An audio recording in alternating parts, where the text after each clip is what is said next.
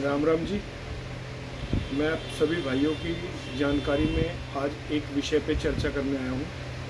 मैं दिल्ली प्रदेश food grain पल्लेदार मजदूर union chairperson Chaudhary बाल किशन खारी अपने मजदूर भाइयों की तरफ से आज एक बात प्रशासन, शासन और एसोसिएशन नरेला भोरगढ़ की नज़रों में डालना चाहता हूँ। हमने अभी पिछले कुछ दिनों पहले नरेला भोरगढ़ से मज़दूरों की मजदूरी पे एक फ़ैसला किया था। वो फ़ैसला था मज़दूरों की मजदूरी बढ़ाने हेतु।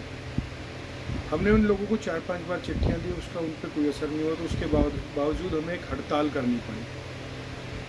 हड़ताल के बाद यह निष्कर्ष निकल के आया कि उन लोगों ने हमारे शर्तें मान ली और मानने के बाद उन्होंने हमें अपने यहाँ बुलाया और वो सारी की सारी शर्तें हमारी मानने के बाद हमारा उन लोगों से एक एग्रीमेंट हुआ, जो दिल्ली प्रदेश फूड ग्रेन पल्लेदार मजदूर यूनियन और Narela food processing industries welfare association registered के लेटर हेड पे हमारे साथ तय हुआ, जिसमें ये शर्तें रखी गई कि भाई ये फैसला 2 साल के लिए मान्य होगा और उस पर इन लोगों के प्रधान की बजाय इनके जनरल सेक्रेटरी और कैशियर ने साइन किए और यूनियन की तरफ से चेयरमैन और महामंत्री राम सिंह बड़ाना जी ने साइन किए।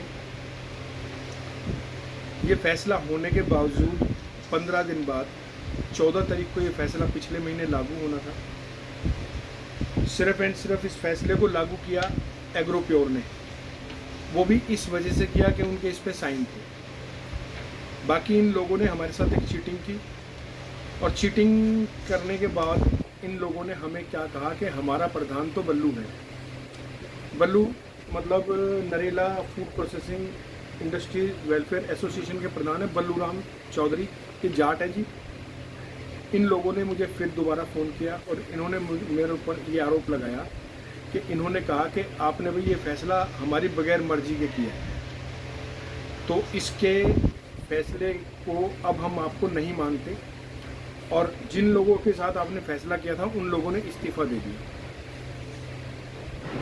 अब मैंने इन लोगों से बातचीत की, मैं कहा कोई बात नहीं, आप नहीं मानते तो क्या फ़र्क पड़ता है भाई, आप लोगों का व्यापार तो सारा का सारा ही उस पर चलता है, ज़बान पे, तो आप लोगों की क्या ही ज़बान रहेगी।